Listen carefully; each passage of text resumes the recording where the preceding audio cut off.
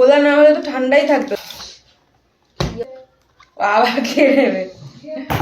গিফটও তো দিতে পারে বলে, এতবার অর্ডার করি। নায়িকা থেকে অর্ডার করলে তাও একটা গিফট দেয়।